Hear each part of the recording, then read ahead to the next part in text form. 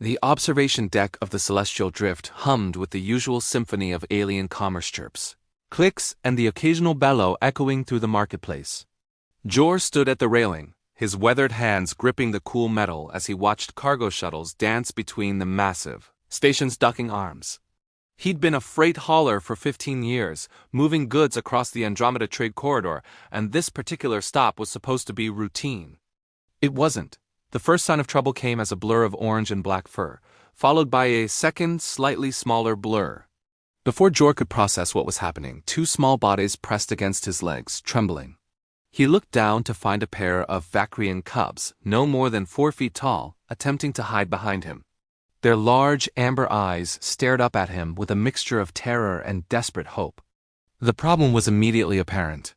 While their sleek, feline bodies were mostly concealed behind Jor's frame, their long, striped tails stuck out on either side of him like flags announcing their presence. "Kid your tails," Jor muttered, but before he could say more, heavy footsteps approached. A massive Vacrian adult rounded the corner, her violet combat armor gleaming under the station's artificial lighting.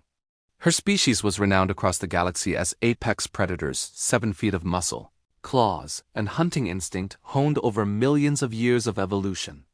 This particular specimen looked especially displeased, her ears flat against her skull, fangs barely concealed by curled lips. "Human," she growled, the universal translator rendering her words with barely contained fury. "Step aside. Those cubs are mine." Jor didn't move. Something about the way the small bodies behind him shook, the way tiny claws gripped his pants leg, told him everything he needed to know. In his years traveling the stars, he'd learned to read situations quickly. This wasn't a parent retrieving wayward children. "They don't seem to want to go with you," Jor said calmly, his voice carrying that peculiar human quality that other species found unsettling. The ability to remain composed in the face of a creature that could tear him apart. The Vacrian's eyes narrowed. "This is no concern of a prey species. These cubs are contracted to my fighting rings. Step aside." Ah, there it was.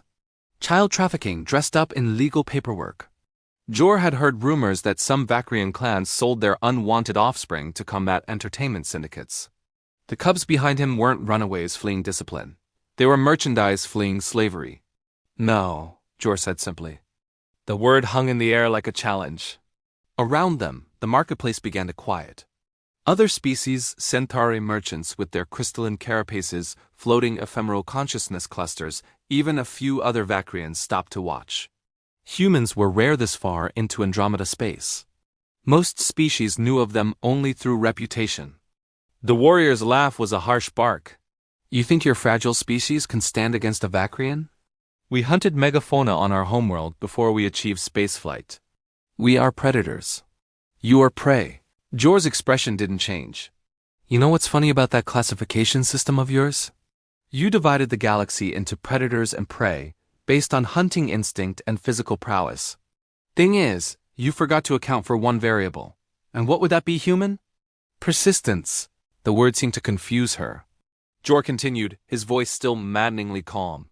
"See, humans aren't the strongest. Or not the fastest. We don't have claws or fangs or natural armor. But we have something your species never needed to develop: the ability to just keep going. We hunted our prey on Earth by following them for days, weeks sometimes. We didn't need to catch them immediately. We just needed to outlast them."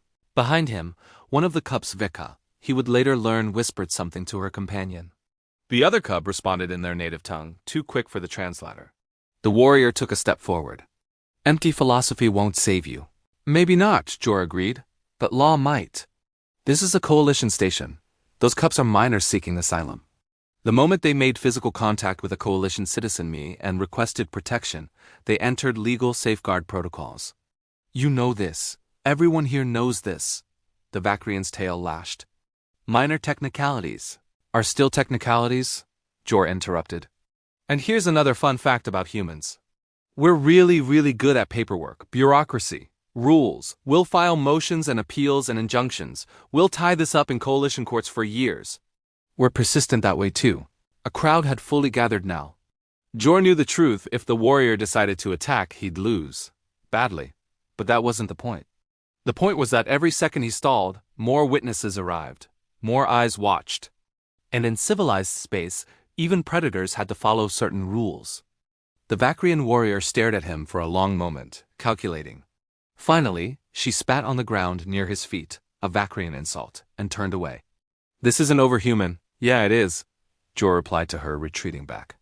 When the danger had passed, Jor looked down at the two cubs still pressed against his legs. Their tails had stopped trembling, though they still peeked out comically from behind him. You two okay? He asked gently. The smaller cub Veka nodded slowly. Why did you help us? We're not your species. We're not even from your sector. Jor knelt down to their level, his old knees protesting. Where I come from, we have a saying, the only thing necessary for evil to triumph is for good people to do nothing. Doesn't matter what species you are. The other cub, whose name was Jor would discover, was also coincidentally Jor in their language, tilted his head. Are all humans like you? Jor chuckled. Some better, some worse. But most of us? He ruffled the cub's ears gently. Most of us just can't stand bullies. As he led the cubs toward the Coalition Protection Services office, their tails finally relaxed, swishing contentedly behind them. Somewhere in the station, alarms were probably being raised. Legal documents being filed and complications multiplying. Jor smiled. Humans were good at complications too. They were persistent that way. Retriclod can make mistakes. Please double-check responses,